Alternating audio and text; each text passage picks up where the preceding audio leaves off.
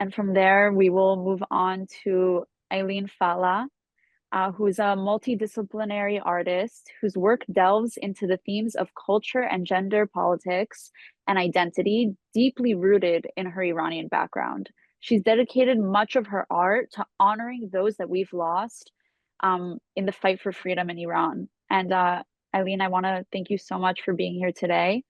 Um, Art is often reflects the struggles for identity and freedom. How does your art express resistance, and how does it honor the courage of those fighting, back in Iran? First of all, I wanted to thank you. I'm tearing up, actually. This has been such a beautiful conversation, and it's just an honor to be with you, Natalie, your wonderful organizations, and the lovely, lovely artists sitting at this round table. And I think, I think the last 2.5 years has been such a heartbreaking time for all of us, especially as some of you have shared. I was raised in the States. I left Iran when I was 7 years old, over 42 years ago, and I've never been back. But most of my work throughout the last 3 decades has been dealing with this real desire of wanting to understand my background and what I come from, and being in this conversation with all of you is really feeds the soul. So I thank you for how you show up and how you create and how you've been creating over the last 2.5 years to amplify the reality of what our dear friends and some of us families have been experiencing in Iran. Natalie, to your question, I think art as defiance is one of the most powerful tools that we have as a community, as a society, because it speaks truth to power. And in what we've been experiencing for the last 44 years in Iran, authoritarian regimes, authoritarian governments always want control over your narrative. And as artists, the ability to step forward visually and say, we're going to reclaim our narrative and really the experience that we're having, and to be able to document our experience that's really been happening, let's say, for the last 2.5 years with the Zan Zendegi Azadi movement, and to be able to document our memories. And it's a really powerful way of giving voice to the voiceless, or making the invisible visible.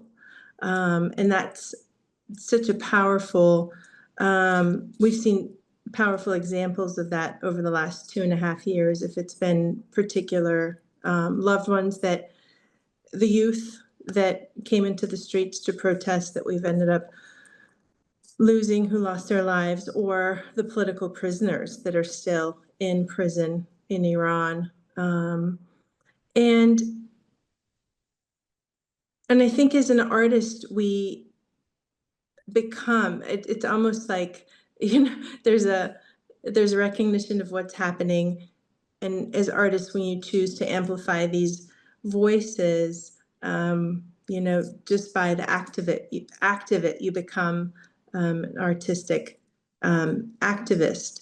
I myself have not, all of my work the last 30 years has been dealing with really political issues in Iran, because that's the reality of what we've been living through. But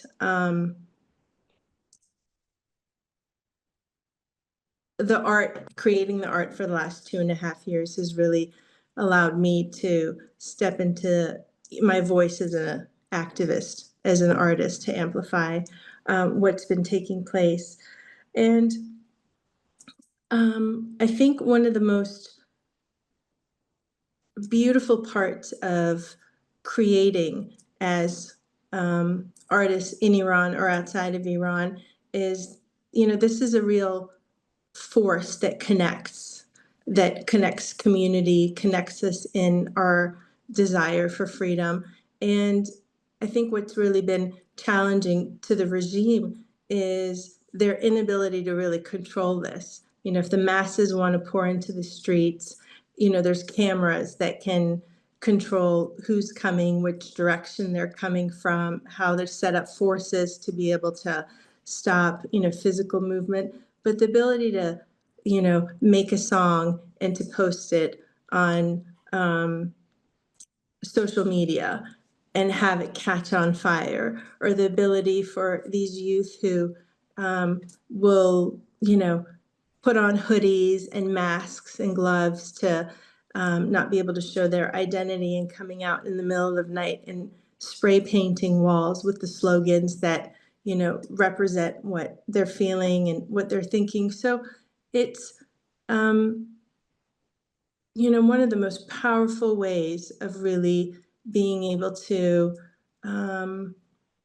visually amplify what really matters to us right now. And I think for really specifically for the last 2.5 years, I started making imagery about a few of the people that we had lost, starting with Massa at first. And what ended up happening was, and I was posting it onto my Instagram account, families started reaching out and saying, Aylene, we just lost our son, or we just lost our cousin or our nephew. Would you be able to make, a piece of work about them? And I remember a mom saying to me, Aylene, it was such a tragedy to lose my son, and I just ask you to use really bright, vibrant colors. So every time I see his image that you've created, it brings joy to me.